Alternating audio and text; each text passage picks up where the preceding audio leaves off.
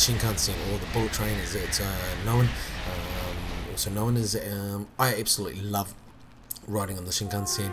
I get to do it about 3 or 4 times a year. It's just an amazing piece of technology that it just blows me away each time. But anyway, we're on our yearly trip. We're once a year trip to New Zealand, going for our holiday down there, and just sort of want to show you some things that you might expect when you come and try and ride on the bullet train here. So you've got a few signs showing you which way the tracks, which platform goes which way. You got a big signage there saying which platform is for which train, and so on. It's easy to read once you get used to it. And of course here we got another sign showing what was the previous station and what's the next station. So if you're going to be queuing, you're going to be queuing in probably one of these little areas here, which will tell you the car that will stop in front of you, and they're pretty precise as well. We're heading to Tokyo and then off to Narita, and here's the train coming in.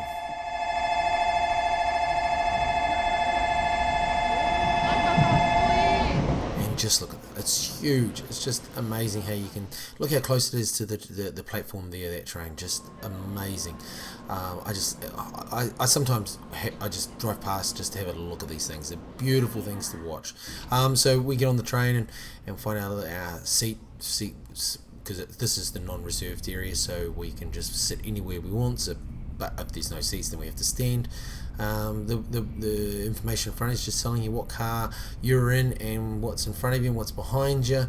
There's some facilities that are nearby, and of course if you need to know where some other facilities are within the train, then it gives you a bit more detail. And of course there's about 3 or 4 areas throughout the train that you can find these kind of toilets and other types of facilities, and they're all pretty stacked out with everyone's needs. And they usually, some of them, the older ones, had actually squatter toilets as well. And of course if you need to get rid of some cans and bottles and stuff like that, you can too.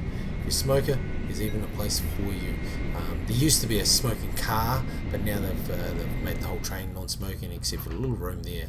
And of course if you need to charge your phones or computers, they've got a place for you. And in this car is the what do you call it, the reserve seating. No one was using it, so I guess the rest of the train was pretty busy. So, but I mean, you pay a little bit extra there. So just a little bit of a look there, and I'm going to sit down and relax. So just a nice relaxing time on the Shinkansen. I really just sort of stretch out, listen to my music, watch the sights where you're going past, various different cities, and just enjoy a nice beer or chips or something like that there. The kids absolutely love it. They get to see Japan just fly past them. So it's a really I want to say cheap, but if you're living here, it is reasonably cheap to go on the Shinkansen, unless you're going too far distances.